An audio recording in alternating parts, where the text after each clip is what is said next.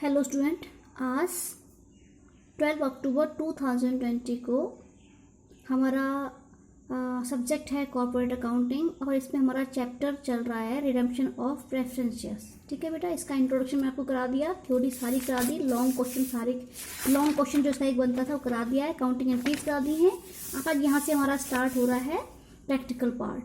ठीक है बेटा, तो प्रैक्टिकल पार्ट में लेक्चर नंबर 1 देखो। लेक्चर नंबर 1 देखो,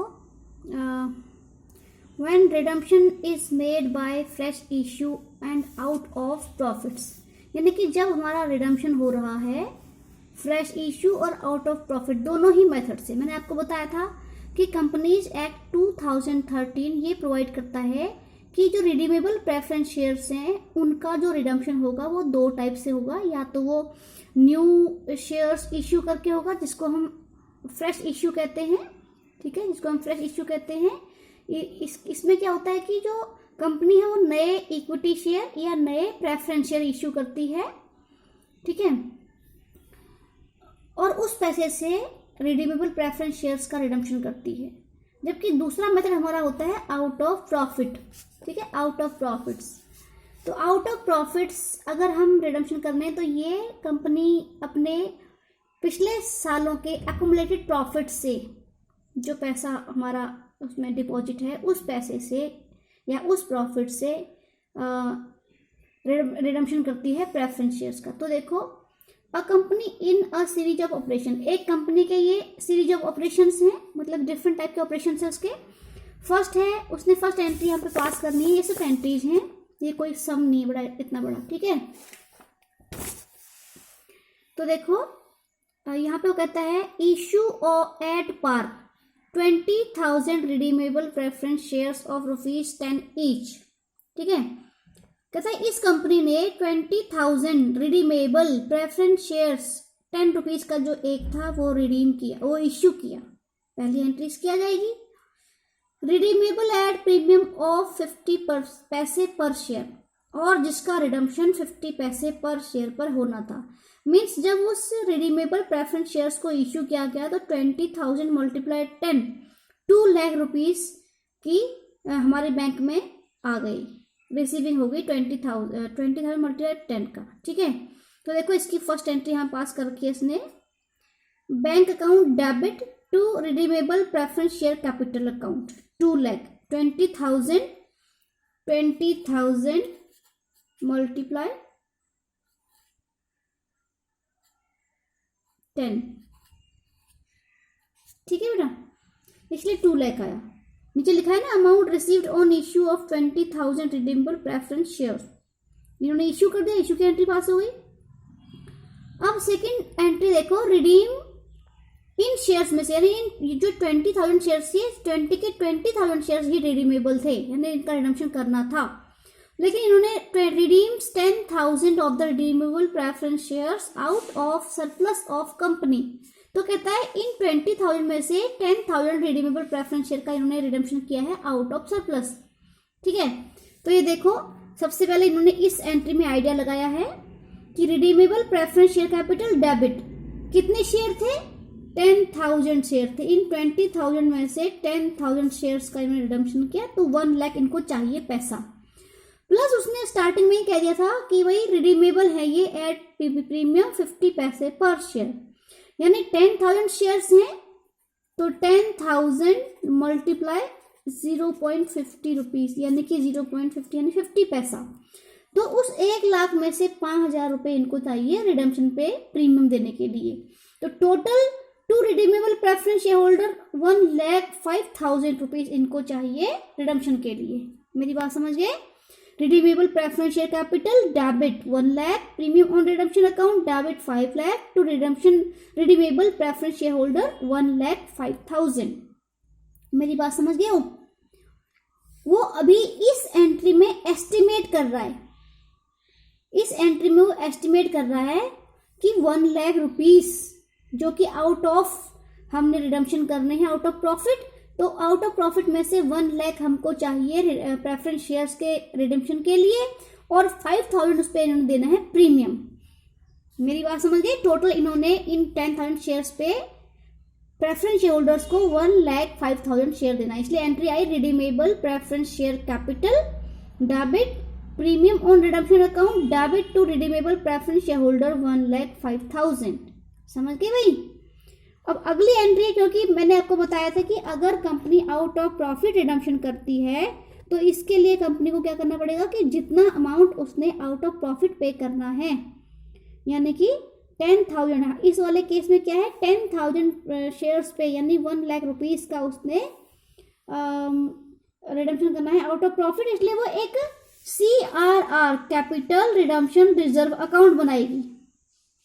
समझ रहे हो, मैंने आपसे कहा था कि जब कोई company out of profit redemption कर रही है तो इसको जितने अमाउंट रिडम्पशन पे चाहिए उसके बराबर का एक amount profit and loss account से CRR capital redemption reserve account में ट्रांसफर करना ही पड़ेगा, तभी वो इसका रिडम्पशन कर पाएगी। समझ रहे हो, तो इसीलिए हमने यहाँ पे एंट्री पास किया surplus account debit to capital redemption reserve account.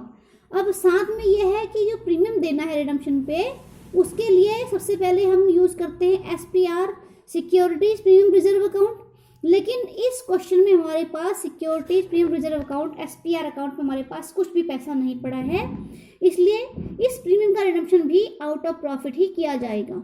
इसलिए इन्होंने दो एंट्री पास ना करके एक सिंगल एंट्री पास कर दी है, कंपोजिट एंट्री पास कर दी है, इसको हम कंपोजिट एंट्री पास करना कहते हैं। सरप्लस अकाउंट, सरप्लस में से 1 लाख रुपए तो हमको चाहिए CRR के लिए, यानी कि CRR अकाउंट के लिए, ठीक है, और बाकी का जो ये 5,000 यहाँ पे हमने देना है यही इन्होंने प्रॉफिट एंड लॉस अकाउंट से ले लिया, इसलिए एंट्री बनी surplus account debit to premium on redemption account debit premium on redemption account to capital redemption reserve account. तो टोटल सरप्लस से हमने 1,05,000 रुपये ले लिए। समझ गए, तो ये एंट्री इसकी बनी। और लास्ट में इन्होंने रिडम्पशन की एंट्री पास की, फाइनल एंट्री की, देखो final payment redeemable preference share holder debit to bank. जब पैसा आता है तो हम बैंक की एंट्री को डेबिट करते हैं और जब पैसा पेमेंट किया जा रहा है तो हम बैंक की एंट्री को क्रेडिट करते हैं। तो रिडीमेबल प्रेफरेंस शेयर होल्डर कितना मिलना था हमको, ये देखो इस वाली एंट्री में देखो 1,05,000 की अमाउंट मिलनी थी और यही मिल गई, यहाँ पे पेमेंट कर दी 1,05,000 टू बैंक से पेमेंट होगी। ठीक है, तो ये सेकंड वाली एंट्री का ये 3 एंट्रीज पढ़ेंगी सेकंड वाले जो हमारे टॉपिक है। अब थर्ड टॉपिक हमारा था इश्यू एट पर for cash 20,000 equity shares of ₹10 each and out of the proceeds redeems the balance of redeemable preference shares. तो कहता है कि जो बैलेंस हमारी रिडीमेबल प्रेफरेंस शेयर रह गई, देखो 10,000 शेयर्स का तो जो रिडम्पशन कर दिया आउट ऑफ प्रॉफिट, अब जो बाकी का 10,000 रह गया, ठीक है, उसके लिए इन्होंने क्या किया है कि दूसरा मेथड यूज किया है। कौन सा? Out of the proceed of fresh issue. तो इन्होंने 20,000 इक्विटी शेयर फ्रेश इश्यू किए हैं एट पार पे, मतलब जो शेयर इश्यू किए वो प्रीमियम पे नहीं है, एट पार पे हैं। एट पार पे इन्होंने 20,000 इक्विटी शेयर इश्यू किए, यानी कि इनके पास पैसा आ गया 20,000 मल्टीप्लाई 10 यानी कि 2 लाख रुपीस इनके पास आ गया। जबकि इनको जरूरत कितने की है? इनको जरूरत है जो बैलेंस 10,000 था मल्टीप्लाई 10 1 लाख रुपीस की इनको जरूरत है। And out of the proceed redeem, और इस पैसे से इन्होंने क्या किया कि जो रिडीमेबल प्रेफरेंस शेयर बचे थे 10,000 उनका इन्होंने रिडम्पशन कर दिया। तो देखो बेटा इसकी एंट्री क्या आएगी, इसकी एंट्री आएगी ये वाली, देखो इसकी एंट्री आएगी रिडीमेबल प्रेफरेंस शेयर कैपिटल। ठीक है, redeemable preference share capital 1 lakh. अब यहाँ पे वो आइडिया लगा रहे हैं, जैसे पहले वाली जैसे आउट ऑफ प्रॉफिट में आइडिया लगाया था, अभी ऐसे ही इसके भी आइडिया लगाएंगे। Redeemable preference share capital 1 lakh, वही 10,000 मल्टीप्लाई 10, और प्रीमियम भी चाहिए 10,000 शेयर्स पे 50 पैसा एक शेयर के हिसाब से 5,000 इनको फिर से वही 1,05,000 रुपए का इनको अमाउंट चाहिए रिडम्पशन पे, जो रिडम्पशन करना है इन्होंने आउट ऑफ फ्रेश इश्यू। और उसके बाद अगली एंट्री आएगी हमारी इक्विटी शेयर इश्यू करने की। इक्विटी शेयर इश्यू की है bank account debit to equity share capital 2 lakh rupees की। ठीक है, कैसे? 20,000 न्यू शेयर इश्यू किए थे, 10 रुपीज का एक था। ठीक है, अब इस पैसे में से हमको कितना चाहिए? उनको चाहिए 1 लाख। तो और जो प्रीमियम ऑन रिडम्पशन है ये वाला 5000, इसका भी तो हमने इंतजाम करना है ना, इस वाले का। तो इसका इंतजाम किया हमने सरप्लस अकाउंट से, क्योंकि सरप्लस अकाउंट में क्या बहुत सारा पैसा है। तो surplus account debit to premium on redemption 5000, ठीक है। और लास्ट में फाइनल पेमेंट होगी redeemable preference share holder account debit to bank. तो 1,05,000 यहाँ पे बैंक से पेमेंट हो गया। और जो 2 लाख में से 1 लाख तो यहाँ पे यूज हो गया पैसा, जो बाकी 1 लाख है इन्होंने वर्किंग कैपिटल के रख लिया, वो कैश एट बैंक में हम उसको शो करेंगे। मेरी बात समझ गए? तो ये आज हमारा इलस्ट्रेशन नंबर 1 था, और आप लोगों ने इसको ट्राई करना है, जहां समझ में आए मेरे से पूछ लेना बेटा, ठीक है। और यहाँ से इसके सम स्टार्ट कर दो बेटा। कल मैं आपको बताऊंगी क्वेश्चन नंबर 3, इलस्ट्रेशन नंबर 3, ठीक है। तो आपने आज क्या करना है, ये देखो, redeemable out of profit first practical question का फर्स्ट क्वेश्चन करना है। Redemption of fresh issue and out of profit, ये हमारे वाला समय जो मैंने अभी आपको कराया है, ठीक है। उसके बाद थर्ड क्वेश्चन भी आप करके लाओगे, थर्ड तक आप आराम से कर सकते हो, ठीक है। और फोर्थ वाला भी आप कर सकते हो, 5 वाला मैं कराऊंगी, ठीक है। तो फर्स्ट, सेकंड, थर्ड, फोर्थ ये आपको करने हैं, ठीक है बेटा। यहाँ से आगे फिर मैं आपको कल कराऊंगी, ठीक है।